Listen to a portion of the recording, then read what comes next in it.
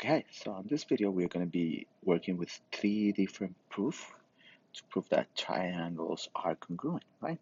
So what I have in this case, I have that BC is congruent to DC. I have that AC is congruent to EC, and I want to prove that triangle ABC is congruent to triangle EDC, right? So I'm going to start with the given. So 1, BC is congruent to EC and AC is congruent to EC. So that's my given, right? So my next step should be to check what other information I need to prove that those two triangles are congruent, right? So I can have one more side or one angle, and I can prove that those two angles are congruent. There's no way of me proving that BA is congruent to ED until I prove that those two triangles are congruent, right? The only thing that I can add and I can prove is those two angles right here. So that means that 2 angle BCA is congruent to angle DCE. Why? Why? Because all vertical angles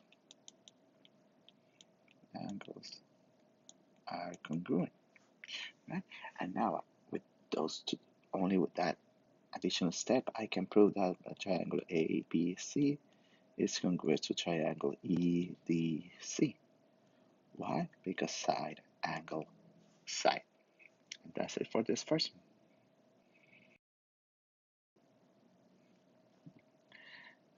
So my second one is telling me that WX is parallel to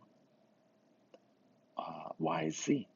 And it's telling me that they are also congruent. So I'm going to start in this case because from the first given, I can have more information. I'm going to start by YZ, putting that information apart. So this is the given, right?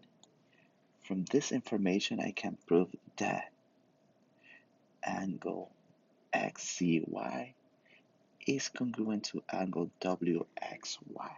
So to angle WXZ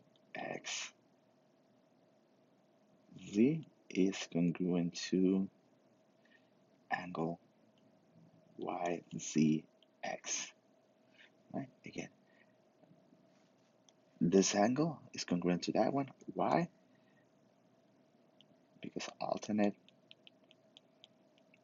interior angles are congruent, right? So number 3. Now, I got two sides, so let's write that next given. WX is congruent to YZ. This is a given.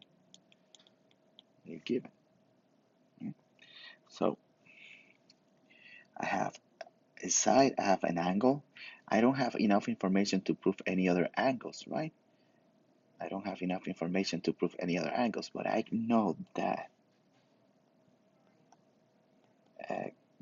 so that XZ is congruent with XZ by the reflexive property.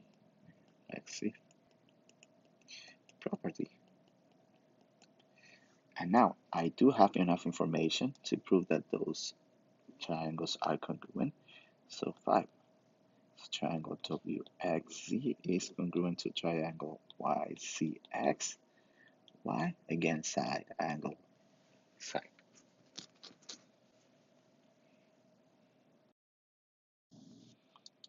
So in this one, I have the information that QD is congruent with UA. I have that QTA is congruent angle to UAD, and I want to prove that triangle QDA is congruent to angle UAD.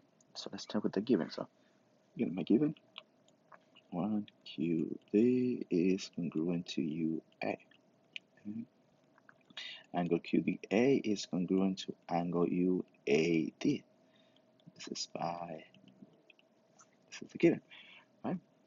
So now, as you can see, I have one angle. I have one angle on each triangles are congruent, and I have congruent sides. So I'm just missing one angle or a side. There's no way of proving that those angles that I'm missing are congruent. But I can prove that D DA is congruent to AD by reflexive property. So now by side angle side, I can prove that the triangle QDA is congruent to triangle UAD. 3 side angle side.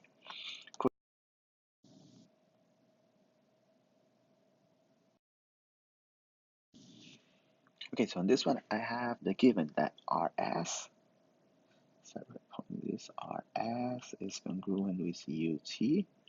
That's my given.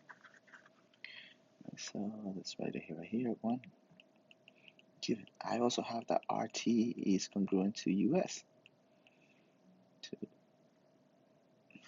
That's also a given, right?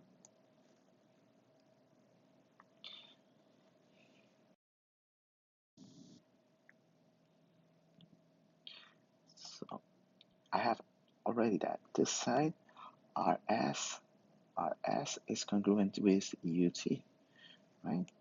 And I know that RT, so this one right here is congruent with US. That's this one right here, right? And I want to prove that this triangle is congruent to that triangle, right? So what I need right here now is at least one more information to prove I have two sides. So I need to prove or an angle or to check if another side. There's no way of proving the angles are congruent, right? But I know that angle, side ST is congruent with side TS, right? By reflecting property, right? So with that enough information to prove that triangle RST is congruent with triangle UTS. Why? By side, side, side.